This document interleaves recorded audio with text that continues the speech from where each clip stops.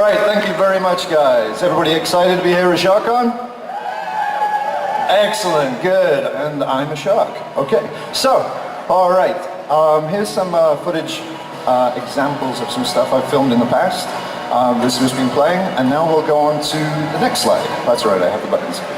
Okay, so, as my job and my profession, I film for lots of different documentaries throughout the world. I've done a lot of work for the BBC, National Geographic, gone down and frozen myself down in Antarctica for whale wars and other such shows. So that's what I do for a job. But what we also do is we're involved in Sharks for Kids. I promise I'm not wearing this because I lost a bet. It's because we are part of the group called Sharks for Kids. If you guys are interested, we're in the back booth in the very back corner, and we have lots of fun activities for sharks and kids, and we go around the world teaching and educating kids with outreach programs in schools, in person, online over Skype, and taking kids out in the field to actually dive with sharks and tag sharks as well. It's pretty exciting. We also use our cameras to try and do good by educating kids about these amazing animals. So, one of the latest projects that we've had with Sharks for Kids is we just came out with our first book, Norman the Nurse Shark. Follows this fun little critter all the way through the Bahamas and the Exumas as he tries to figure out what animal he is. And right after this talk, the author will be actually with me doing some book signings, so if you want to come and check the book out, definitely come and do that. Anyway, back to topic. Why should we learn about sharks? Why are sharks important, and why should we care? Now, does anybody here know why they might be important? Anybody know? What's that?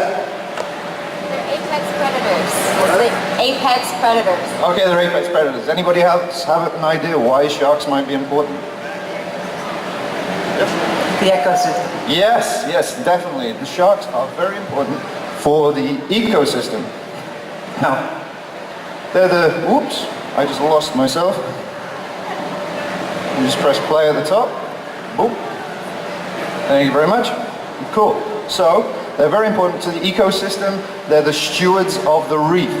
They basically help keep all our fish stocks and other marine life healthy. If you think you didn't have sharks and other bigger predators, all those other fish that were sick, injured, diseased, or dying would stay alive, and then they breed with other sick, injured fish that were dying, and eventually all our oceans would be full of sick and diseased fish, which wouldn't be very good for us and wouldn't be very good for our ecosystem. So sharks are great for looking after our reefs and balancing the ecosystems. All right, but what they're also really important for is shark ecotourism. Now here at SharkCon, you go around some of the vendors and some of the booths, and there's some great people that you can go out and dive with sharks with. In the Bahamas, where we live and work, we have an amazing hammerhead shark feeding site. You can see these great hammerheads come right in and take the food right out of the feeder's hands. Now, when we're trying to sell sharks as being important, not everybody finds them as important when you say, oh, it's for the ecosystem. But when we start talking about money, some people listen. Now, in the Bahamas, Caribbean reef sharks, through the course of their lifetime, are worth quite a lot of money with relation to shark-related tourism. So people come to the Bahamas to maybe dive for 2 to 3 days with sharks, but in the meantime, they go to the hotels, they use the restaurants, they buy souvenirs at the straw markets. So can anybody here have a guess how much a Caribbean reef shark through the course of its lifetime might actually be worth? Anybody want to guess? You want to guess? $1 million. Ooh, wow, okay, that was a little high, but you're pretty good. Anybody want to go down? 100,000. 100,000. Okay, we'll have one more guess. Over here. 250,000. I think somebody's heard that before, maybe. Yes. A Caribbean reef shark, this is supposedly a low estimate, and they're redoing the figures for these, is worth around 250,000 to the Bahamian economy through the course of its lifetime. Now, How much do you think if we caught and killed that shark and sold the meat? In China? No, in the Bahamas. Oh, maybe 20 bucks a pound? 20 bucks? Well, it's actually more like 50 bucks, which is really not a lot of money if you think about it. So if you... I really shouldn't walk past those speakers, should I? Sorry, bud. So if you think about it, all that money coming into the Bahamas is much better than $50. Now, each year, this is a very low estimate, and the new show studies are showing a lot more than this. Sharks, Caribbean reef sharks and sharks bringing money into the Bahamas through film crews, tourism, and the rest of it is around $78 million a year. So when we're trying to tell people why we should be looking after sharks, one, it's important for the ecosystems. Primarily, it's important for the ecosystems, but it's also helping support local economies really good. So, now we've learned about why we need to look after sharks. I'm going to talk a little bit about what we do. As well as filming a lot of documentaries and stuff for TV, we spend a lot of time integrating cameras into shark science, helping different groups. In Bimini in the Bahamas, there's one of the world-leading shark research stations called the Bimini Shark Lab. It's been established there for years. Some of the guys here might have heard of it, or at least seen it on Shark Week. It features in quite a few shows. We go out with them, we help them with some of their camera work, and I'll tell you a little bit about it right now. But first of all, I'm going to tell you how underwater filming started. Now, put your hands up if you've got a phone. You got a camera? Everybody got a phone here? Yeah. So the proliferation of cameras into modern society is epic. Everybody's able to film something, everybody's got a GoPro, but it wasn't always that easy. This was the first underwater camera system that was ever developed. It's called the photosphere. And you could have this big 250-foot accordion drop down to this little bubble off a boat, and you'd have to clamber all the way down. And this was first used in 1914 to film and produce some of the first pictures underwater. Here we can see the cameraman going down with his camera, clambering down on this incredibly claustrophobic device until he gets to this little port, this big bubble at the top, which had a window, and he'd sit there and hand crank his camera until he was able to capture some of these images underwater. Now, unfortunately, we didn't know a lot about sharks when we started doing this. So the very first time we ever filmed sharks, our mentality was that we feared sharks, we wanted to catch sharks, and we wanted to kill sharks. So this was the first time sharks were ever caught on video, and it was in Nassau, and we have these big tiger sharks that were hooked and left on the line to struggle until they eventually ended up attacking each other and unfortunately died and were hung up on a wall as a trophy. Not great. However, we've now evolved in our minds and also technology, and we're now progressing and making much better TV programs, hopefully, and our technology's advanced a lot, which means it's a lot easier for us to get in the water with sharks, and it's a lot easier for us to use cameras to learn about sharks. Cameras are getting smaller, and they're also getting relatively more affordable for scientists to get lots of them to do things with. Alright, so the first way, as we've kind of touched a little bit on already, that we learn about sharks is we document the science. It's might get a little bit confusing. If you just saw that picture of that shark upside down, people would be like, why are they poking holes in it? What are they doing? So we film this stuff to basically document the story of why the science is happening, why it's occurring, and what they're doing. Here on this picture, we can see a satellite tag being inserted into this big, beautiful bull shark. It's been turned upside down into tonic and mobility, which makes the shark sleepy. And the tag gets inserted, it gets stitched back up, and then it gets released on its way. So documentaries, film teams, and crews are helping promote shark science and helping the public understand what we're actually doing. Now,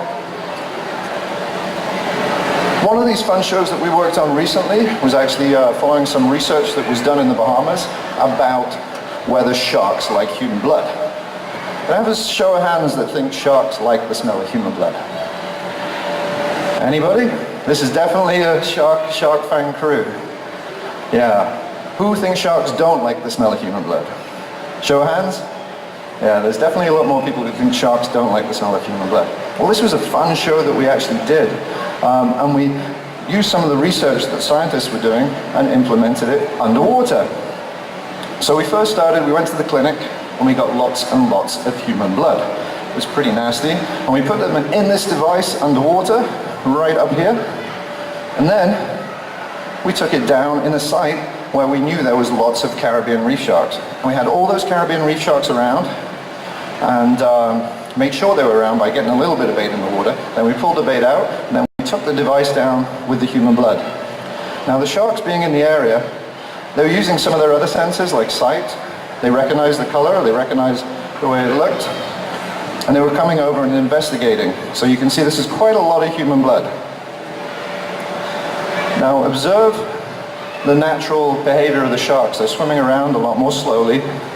Their fins are quite flat out, they're not posturing, and they come in, a couple of them come in and smell it, but they're really not interested in the device. They're not attacking it, they're not hitting it, they're not mouthing it, they're not nose bumping it. So we went down there and we did this 2 or 3 times, and each time it was the same reaction. The sharks were very, very chilled out, really didn't have any interest in the device that we had there. So, I'll just let this bit play out. Cool. Next one we did was we then took a bunch of fish blood down. We got a lot of barracudas, we got the fish blood from them, and we took the same device down and repeated the experiment. And as you imagine, there was a very, very different reaction with the sharks. As soon as that scent got into the water column, the sharks started swimming around. They were a lot more active. They started hitting the device. They started bonking the device. They started mouthing the device. Eventually, they started trying to bite at it. I think they bit through the rope at one point, and the 2 hosts of the show actually got a little bit freaked out, and they decided to leave the water. But showing this kind of shows that sharks, at least a lot of the shark species, are proven to not like the smell of human blood. It's not what's in their menu. Like, we always tell the kids when we're educating them, if I just turned up here with like a big plate of chocolate chip cookies, and it was fresh out of the oven, and it was sitting right there in the middle, and all that smell was going around, imagine everybody be feeling a little bit hungry. They'd be thinking, oh yeah, that smells good. I might want to have a bite of that. But again, if I did the same thing and I brought like a big pile of rotten fish carcasses, they'd be now in the sun, there's flies all over them, and I put them in the same place, would you have the same idea? Would you feel hungry? Would you think that was a good smell? Probably not. Well, that's a little bit like for sharks, but in reverse. They're going to love the smell of that rotten fish, but they're not necessarily going to like the smell of chocolate chip cookies because it's not what's on their menu. It's not what they're used to smelling. It's not what they like to eat. Cool. So, next thing. Sharks with laser beams. Oh, is there any audio on this? Any audio on this? Cool. Evil. Open the tank. Stop, laser beam. Are those sharks with laser beams attached to their heads? Cool! You know, I actually have frickin' sharks with frickin' laser beams attached to their frickin' heads. You're the best evil son and evil dad could ever ask. Love you, Dad. Alright, so we don't actually have sharks with laser beams stuck on their heads, but close. What we use cameras for as well in science is laser telemetry. This is a pretty cool thing. It's really cool because number one, it means we don't have to capture the shark to measure it. Usually when we have to measure a shark, have to capture it, bring alongside the boat, get a tape measure, take it one end to the other, and get an estimate. And that puts a lot of stress on the animal. And especially things like hammerheads that have small mouths and don't do very well when they're caught. This is a great way to actually learn and measure the sharks. So this device here, there's two lasers, bam, bam, right here, and a camera in the middle. What happens is the scientist goes down and he projects those lasers onto the shark. He's taking lots of video whilst he's doing it and lots of photographs. That's a big nurse shark. They're actually pretty hardy and it's not really a problem measuring them. But in a moment you'll see a big hammerhead swim back past from his left. And as the shark swims by, the camera's recording all those images with those lasers projected onto the shark. Now,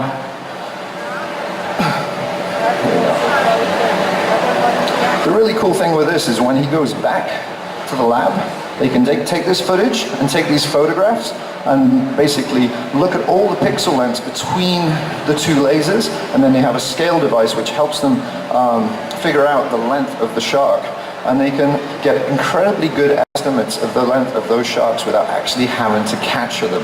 Now, this system's actually been verified as well, so they've gone on an area where they know there's certain sharks that appear again and again because they've got color code tags on. And they've caught the shark and measured it, and they've also done the laser measurement, and it's an incredibly accurate way of measuring these animals. So pretty cool. All right.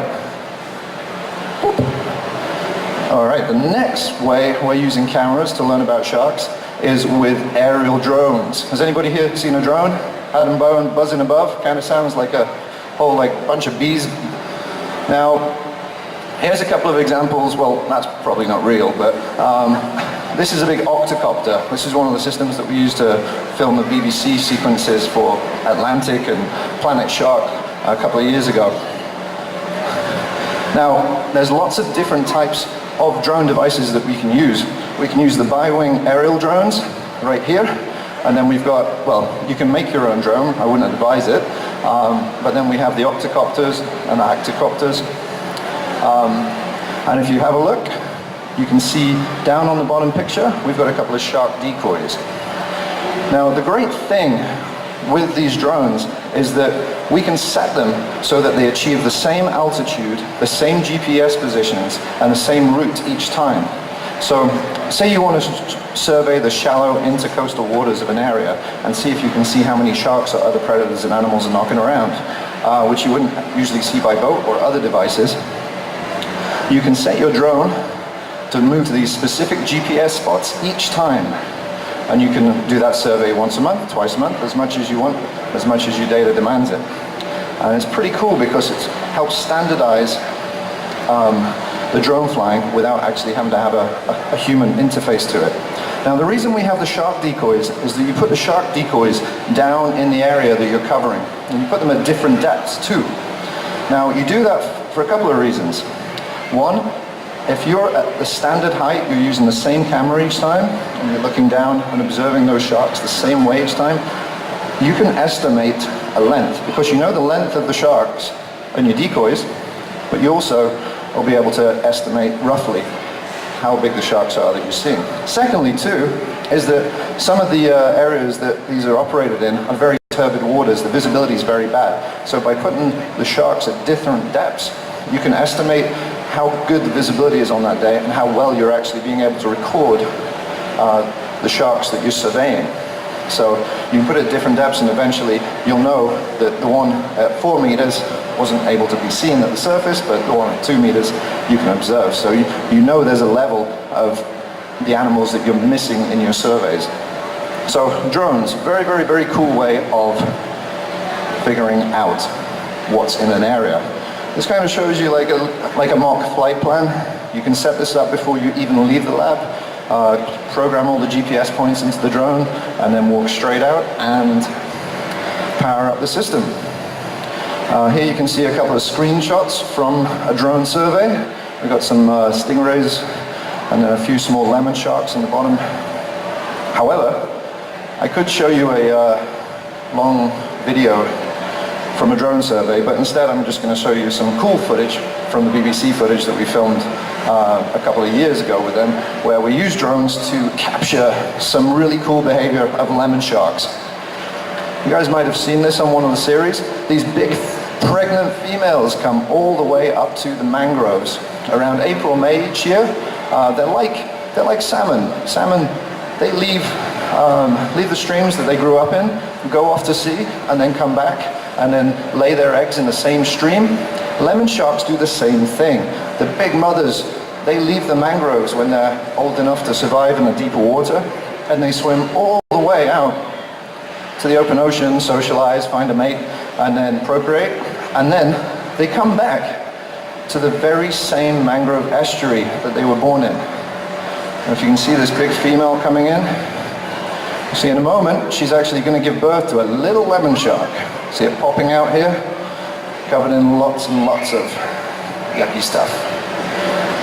Lemon sharks are born alive. They're actually attached to an umbilical cord. They have belly buttons. Do you guys all think that sharks have belly buttons? Well, at least some sharks. Yeah, that's pretty cool. So they spiral out tail first, pop out, and then that's it. Yeah, mum and dad don't look after them. There's no maternal care, no paternal care either. That shark is on its own. The mother actually has a hormone that she secretes, which stops her from turning around and eating them. It kind of suppresses her appetite while she's giving birth.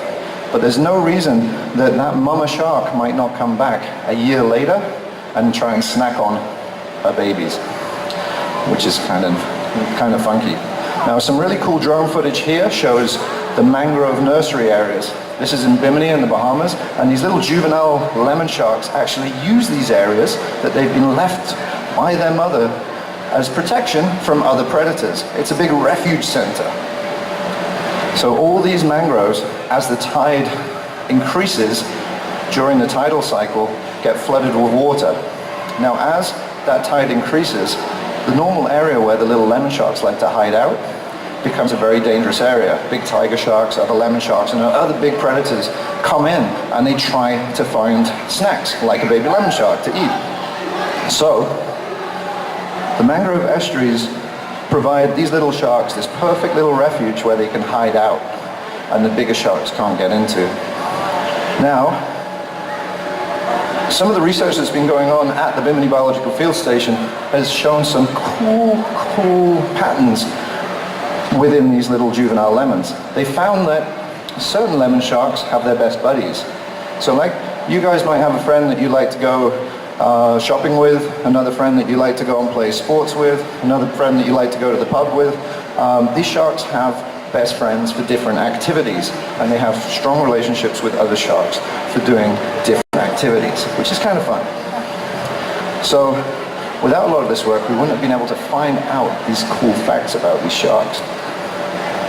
Boom. And all right. Now the next cool way that we're using cameras in science is BRUVs. BRUVs are baited remote underwater video systems. The cool thing is that with cameras being so cheap these days, well, relatively cheap, these things are relatively cheap and easy to construct.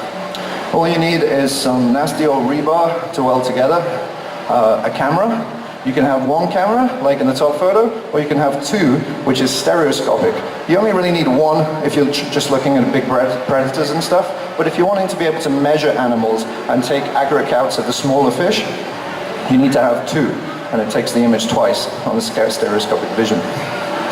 Now, these devices get put down in the water, and they have a chum bag. It's usually a metal crate that is filled with lots of different bait and goodies that the animals like to look at, or well, like to smell. And it records for a standard period of time. It's usually 1 hour. And these are great because a lot of the time when we enter the water, a lot of the time if you guys have been in the water, you've been in the sea, you've probably swam with a shark, unintentionally. Sharks are very skittish, they're very afraid of us most of the time, and they're probably going to move off or be out of sight in most areas. So by having this device in the water and not having a human being in the water, it allows a lot of animals and other big predators come in, and we have to observe what's actually present on the reef without having a human being right there and then. It's good for getting a baseline data for an area, trying to figure out what animals are present, and seeing what impact different things like marine reserve is having. So you can actually look at the baseline before a marine reserve is put in, and then after, seeing the different species abundance that's actually turning up in the area. Cool. So this is an example of a standard bruv. You can see this is a little tiny baby tiger shark that's coming in. The sharks aren't always this violent on the cameras. But you can see a little tiger comes in, it's having a good old chew on the bait bag right now. This was filmed in the Dutch Caribbean. We're helping out with a big project that's going on down there right now. Cool. Now, one of the other cool things with bruvs, this is our friend Andy Merch sent us this video, is that we can put them to depths that we can't go to. So this was 800 feet off the side of Bimini. We're not going to go for a dive down there. So putting these cameras down, we're able to find out what's down there, what animals are using that habitat. You see like a fish that's trying to figure out life. It's not entirely sure about how to eat. And then you might see a slightly bigger tiger shark. How am I doing time?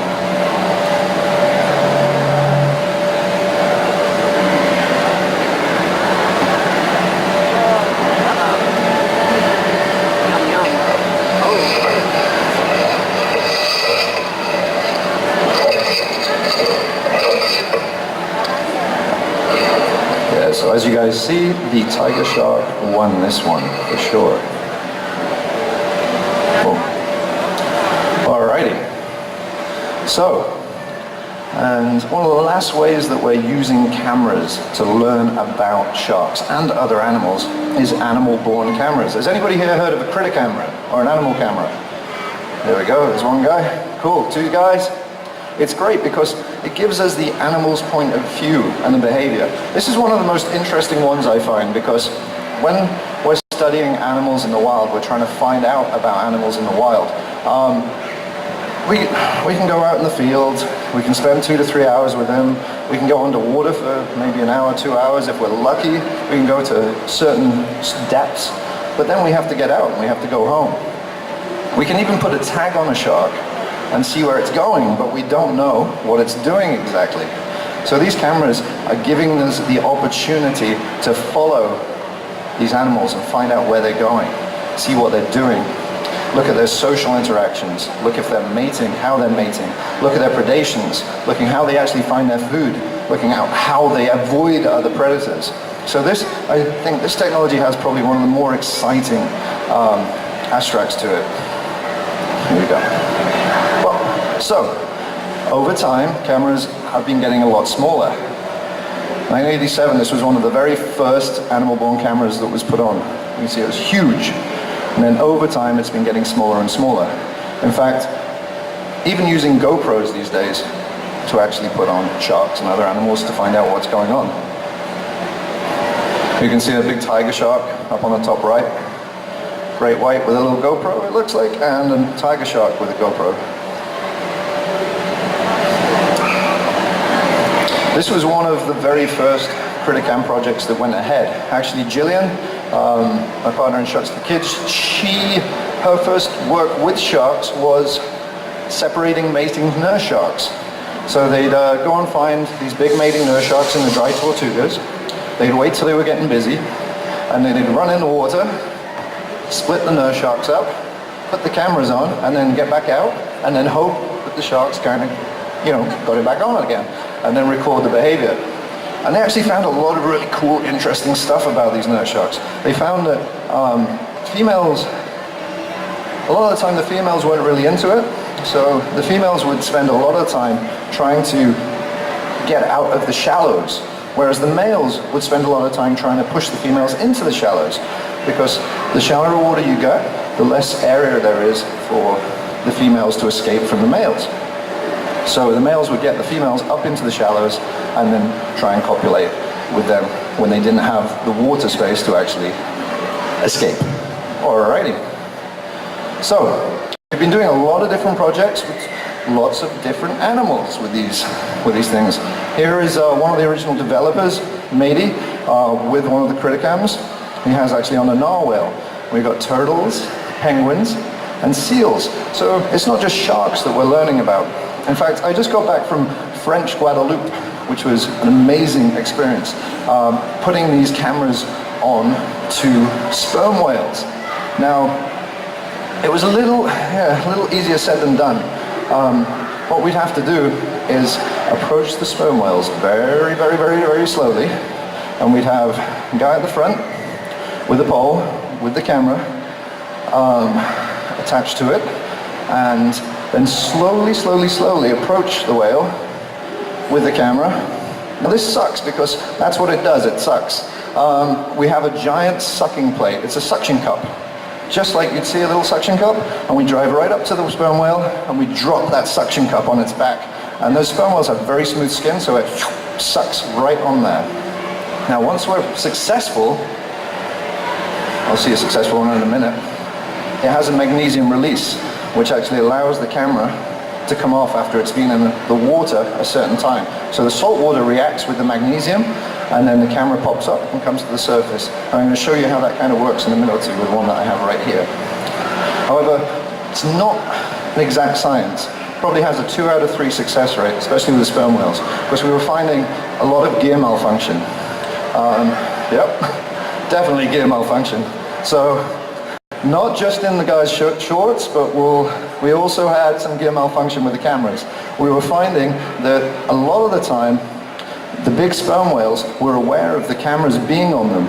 So as soon as they got that camera on, they dived down to depth where tremendous pressure was being exerted on the cameras already.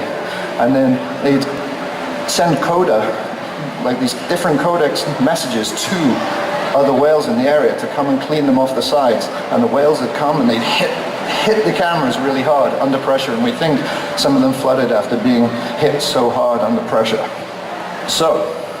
But we did get some very, very, very cool footage back, which I can't show you today, unfortunately, because it's still being reviewed, but hopefully next time. So you can see the way the suction cup's getting popped onto the whale. Sometimes the whales let you know about it, and then the whale swims away with the camera. Now, the cool thing with these cameras, and some of the other ones that we have, is that these are designed to film up to almost 64 hours. So we can leave these on up to 64 hours. We try only leave them on to around 30, and we can get around 64 hours worth of footage, which hopefully we're going to be capturing some unique behavior. With the whales, we actually managed to observe some really interesting social relationships between the calves. We actually have some really cool footage of them chasing squid through giant ink clouds down at depth at around 3,000 feet. And yeah, it should come out soon. It was very cool. All right, so on to the next one. So I don't know if anybody of you guys saw Sharks versus Dolphins Face Off. I think it was, yeah. They give them those funny names on Shark Week. We worked on that show with the FIU lab and Dr. Mike Highhouse, actually putting this very camera on a hammerhead shark. So had to swim down as a crude device where it goes down and it gets inserted right over the top of the fin. Now the shark swims around with it, and then eventually the magnesium that's contained in here will be dissolved and the magnesium clip unloosens, and then this whole section opens up. So it kind of fans out. A little bit like that, but completely open. So once that opens, this then floats up to the surface, and you see it has this big antenna that's flopping around at the surface. Now, we go out roughly, 5 hours either side of when we're expecting to find this thing, and we just have like a big VHF Yagi. Looks like an old TV aerial that you had and on the top of your house. And you search around for this device. And I'll see if I can make it work so you guys can hear what it sounds like. So most of the cameras are initiated with a magnet. I'm going to pull the magnet out. And then they all have their own radio frequency channel. And this device would actually be dialed into the VHF Yagi, the big aerial. Here we go. I'll see if you guys can actually hear this. One sec.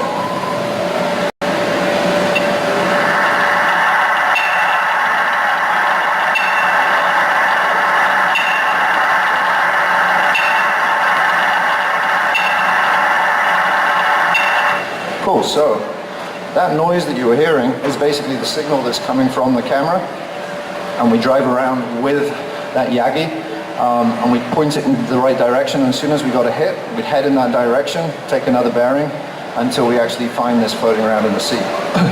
Then it's just deploy, pick it up, and then see what footage you get, which is kind of fun. I think we might even have a little bit of footage on here of the hammerhead camera just after it got deployed.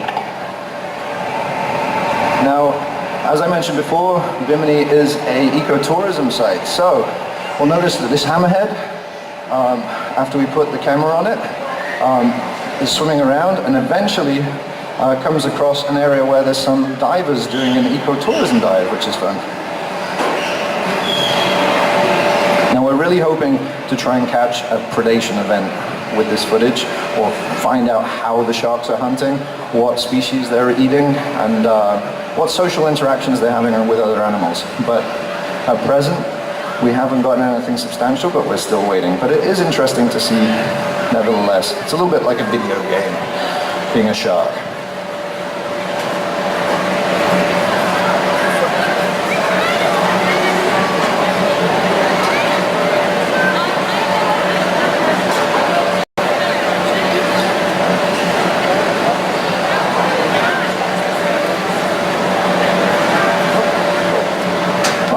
So that was pretty much it about cameras and sharks and what we do. I'd encourage you, if you're interested in Norman the Nurse Shark, come over and see us at the booth where we sign in copies of Norman. And if you have any questions for me, you can ask me over there, or you can ask me right now. Does anybody have any questions? What's that? Website. Oh, a website. Okay. Well, I have the filming stuff. Just a website I have is just duncanbreak.com. SharksForKids.com is the shark education and outreach programs that we do. SharksWithA4Kids.com, not kids for sharks, that would be very bad. And then that's the website for the education and outreach stuff. And then also there's the Bimini Biological Field Station, which has a lot of information and research that goes on about sharks. NOVA's a good source as well, and FIU as well for the whale stuff, which is cool. Anybody else? Yep.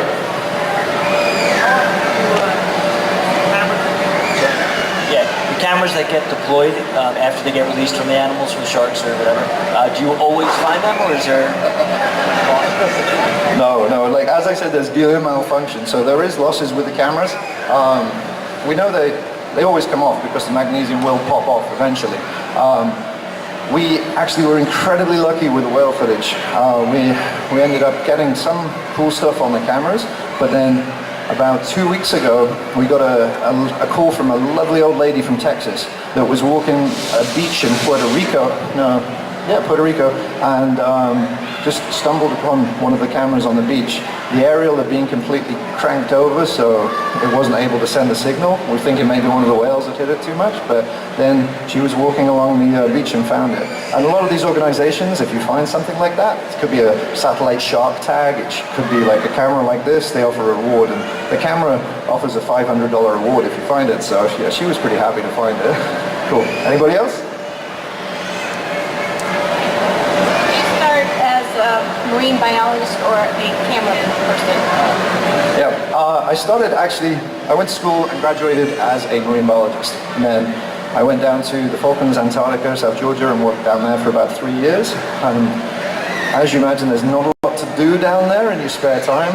And I was quite passionate about photography and filming. So I just was doing it for fun. I started filming a lot and filming more. And then I had a very lucky break when I got a knock on the door from the BBC. They were after some albatross footage. It had some really bad weather, and I'd been able to go to these cool places in good weather, and they bought everything there, and then everything just kind of snowballed after that. Yeah. I think the little girl over here had a question. You have a question? How many species of sharks have you done? How many species of sharks have I done or seen? I reckon it's probably somewhere around 100 to 120.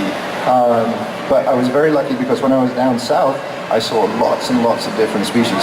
That's as long as we're counting the squashed ones, the rays. Yeah. As long as I can count the rays, it's pretty high. Yeah. Anybody else? Sharks are there in real life. I think it's over 500, but a lot of those sharky questions definitely ask Jillian. She's definitely the shark guru on that stuff. But yeah, they're still discovering them all the time. Just last year, they discovered a new species as well. Anybody else? Over here? Those sharks are there. Yeah, I think we just asked that. Do you have another question? There's around just over 500, I believe, but growing. 352. 352.